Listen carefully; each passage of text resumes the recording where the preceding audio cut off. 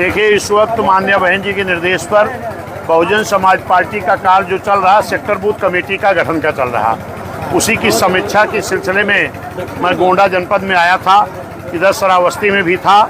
उसी बीच में भाई दद्दन खां जो हमारे प्रत्याशी लोकसभा के रहे हैं, इन्होंने कहा कि आज हमारे इधर भगवानपुर गांव में, उधर अगल बगल के सिरसिया ब्लॉक के तमाम मौजूद लोग समाजवादी और भारतीय जनता पार्टी छोड़कर बहुजन समाज पार्टी की सदस्यता करना चाहते हैं। तो हमने कहा हमारे दिन भर के तो कार्यक्रम लगे हैं, लेकिन शाम को मैं समय निकाल कर आ सकता हूँ। इसीलिए आपके बीच में मैं शाम को करीब 6 बजे पहुँचा हूँ, क्योंकि हमें दिन भर बूथ और सेक्टर कमेटियाँ जो बन रही हैं उसकी समीक्षा करने में मैं कई जगह हमने अपनी मीटिंगें की थी।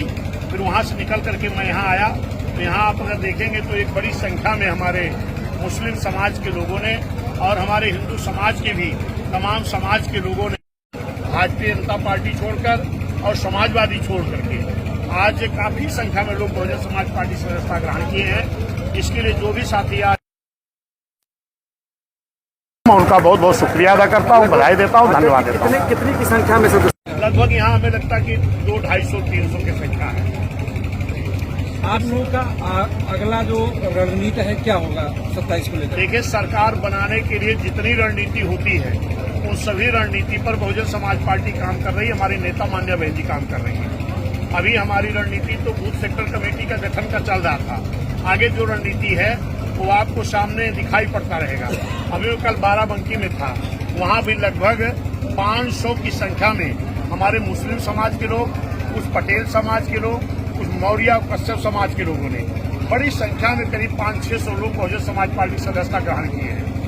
क्योंकि आज जिस तरह से उत्तर प्रदेश की सरकार में पूरी तरह जंगल राज कायम है, किसान परेशान है, नौजवान परेशान है, छात्र परेशान है, किसान परेशान है, आम जनता महंगाई से त्रस्त है, तो आज लोगों के एक विकल्प के रूप में बहुजन समाज पार्टी मान्या बहन जी की तरफ आम जनता उत्तर प्रदेश की एक आशा भरी निगाहों से देख रहा है।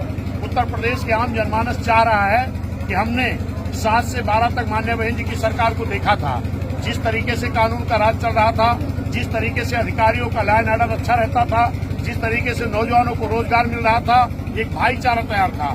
फिर उस तरह के आम जनता को एक उम्मीद और आशा है।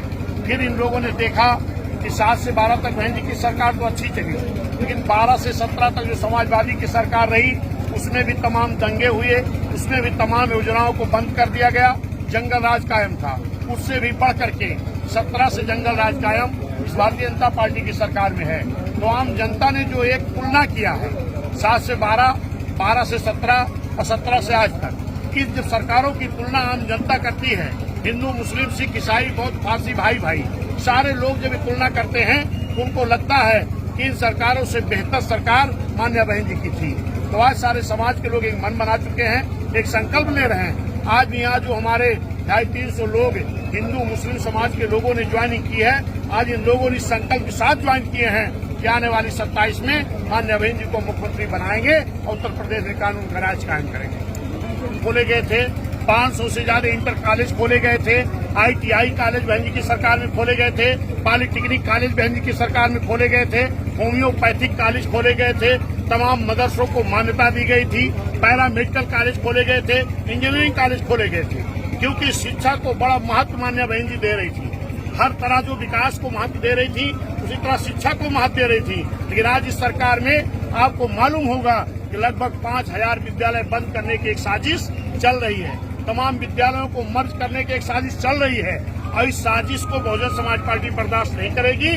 और निश्चित है कि इस चीज को आम जनता समझ रही है कि हमें मदिरा की दुकान बढ़ाने की जरूरत नहीं है, हमें शिक्षा के विद्यालय बढ़ाने की जरूरत है, ताकि आम जनता शिक्षा ग्रहण कर सके, आम गरीबों के बच्चे शिक्षा ग्रहण कर सके।